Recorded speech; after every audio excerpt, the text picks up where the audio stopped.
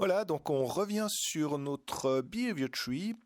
On va vite passer dans le Blackboard. Je vais modifier le nom de la valeur, cette valeur vectorielle que je vais appeler move to location pour plus de clarté.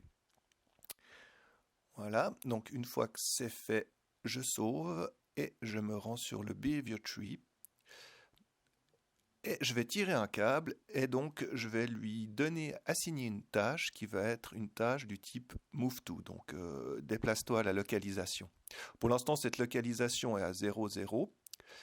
Il va donc falloir que je crée une tâche qui va me permettre de définir une localisation. Donc pour ce faire, je vais simplement me rendre. Donc ici, je vais tirer et je peux voir que j'ai un certain nombre de tâches, mais je vais faire une custom task basée sur le BTT Blueprint Base. Première chose à faire toujours, c'est d'aller dans le browse, chercher cette valeur et la modifier son nom. Donc je vais l'appeler BTT Find Random Location, donc trouver une localisation aléatoire. Donc l'idée, ça va être de trouver une localisation pour mon DIN. Première chose à faire, c'est de taper Even Receive Execute AI. Voilà, donc c'est l'événement qui va déclencher la recherche de la localisation. Donc ici, je vais tirer un câble depuis cette partie ici, qui représente en fait mon intelligence artificielle, et je vais taper Get Actual Location, ce qui va me permettre de déterminer sa localisation. À partir de là, je vais tirer un nouveau lien et je vais faire un Get Random Point in Navigable Radius. Donc ça trouve un point dans un certain rayon autour de mon intelligence artificielle et je vais donc faire un Promote to Variable, ce qui va me permettre de pouvoir le déterminer directement dans le Behavior Tree. Donc je vais taper Radius, vous pouvez taper rayon. Voilà, donc une fois que ça c'est fait, on va donc replacer juste le nœud ici et ensuite, l'étape suivante, ça va être de renvoyer la localisation au Behavior Tree, ou plus précisément au Blackboard, qui va être utilisé à son tour dans le Behavior Tree. Donc je vais faire un set Blackboard, voilà, value as vector, et j'ai plus qu'à connecter le event received au set Blackboard. Étape suivante, ça va être de lui donner une clé. Donc, je vais simplement cliquer droit puis faire un Promote to Variable et je vais l'appeler Location Key Selector. Vous pouvez aussi l'appeler Move to Location, peu importe le nom. C'est bien de garder, bon, là je ne vais pas conserver la même nomenclature que de mon Blackboard, mais ça devrait faire l'affaire. Et je termine par un Finish Execute. Très important, jamais oublier de mettre un Finish Execute, sinon la tâche ne sera jamais terminée, en gros. Donc une fois que c'est fait, les deux variables, vérifiez bien que les deux variables soient publiques, vous pouvez donc sauver. Donc au moment où il reçoit l'information, je localise l'acteur, il cherche un point autour de lui, la valeur est stockée dans le Blackboard et on termine l'exécution. Je compile, je sauve.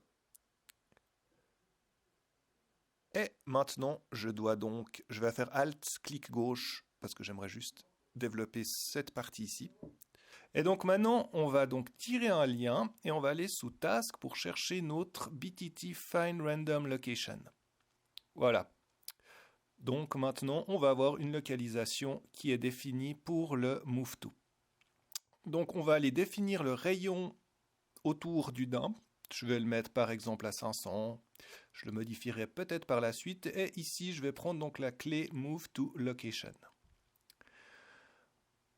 Donc, une fois que ça c'est fait, on va faire une dernière chose. Donc, je sauve un petit coup.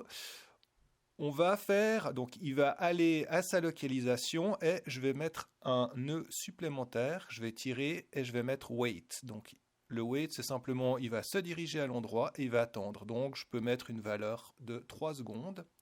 Et en dessus, vous avez un temps, je reviens sur wait, vous avez un temps de déviation. En gros, si je mets 0,5, ça donnera 3 plus ou moins 0,5 secondes. Bon, pour l'instant, je vais le mettre à 0, donc il va rester fixe à 3 secondes.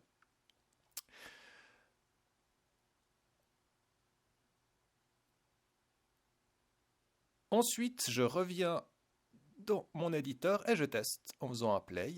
Et si je regarde, elle ne bouge pas. Alors pourquoi elle ne bouge pas? Parce qu'on a oublié de mettre quelque chose de très important. D'ailleurs, c'est toujours une des premières choses à aller placer si vous travaillez avec une intelligence artificielle. C'est ce qu'on appelle un Nav Mesh Bounds Volume. Donc je vais me rendre sur la gauche. Sous volume, je vais taper Nav. Et je vais chercher Nav Mesh Bounds Volume que je vais venir placer dans la scène. Alors il faut qu'il englobe l'ensemble du terrain. Alors je vais le centrer. Alors petit tips, contrôle middle mouse button vers le haut, ça vous met en vue de dessus. Et je le scale sur X, Y. Ensuite, contrôle middle mouse button appuyé, je vire vers la gauche et je vais en vue de left. Et je vais le scaler en hauteur, histoire d'être sûr qu'il englobe tout le terrain. Donc je reviens maintenant dans ma vue normale et j'appuie sur P, ce qui me permet de voir si c'est tout en vert que le Nav Mesh Bound Volume prend tout le terrain. Et maintenant, si je fais un play, il peut se déplacer. Voilà, donc normalement, il bouge et il s'arrête 3 secondes, il se redéplace, il attend 3 secondes, etc., etc. Donc maintenant, on va faire une dernière chose. On va se rendre à nouveau sur le BTT Find Random Location et on va faire une dernière chose, car ça peut arriver qu'il ne trouve pas un lieu où se diriger. C'est pour ça qu'on a un pin de retour sur le Get Random Point in Vehicle Radius. Je vais y arriver, pardon. Et donc, je vais faire une branch. Donc, imaginons qu'il ne trouve pas de point. Il va falloir quand même qu'il puisse effectuer une action. Sinon, ça peut potentiellement poser des soucis. Alors, je vais faire une branch. Donc, s'il trouve un point, eh bien, je pars dans cette direction. Et s'il ne trouve pas de point, donc je vais faire un CTRL W, je vais lui donner une autre location qui va être simplement sa location actuelle. Donc, j'avais ici le Get Actor Location et donc, je vais donc le pinner dans cette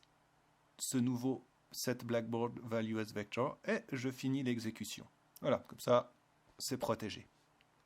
Si jamais il ne trouve pas de point où aller.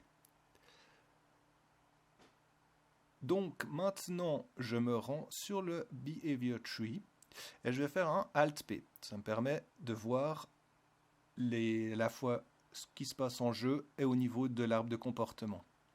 Donc ici, on ne voit pas malheureusement le daim, mais en gros, il bouge, il attend, il bouge, on le voit juste passer là, il attend. Et donc il va répéter cette action, pour l'instant indéfiniment, vu qu'on n'a pas programmé la suite. Ça sera évidemment le sujet de la prochaine vidéo. Alors, à bientôt.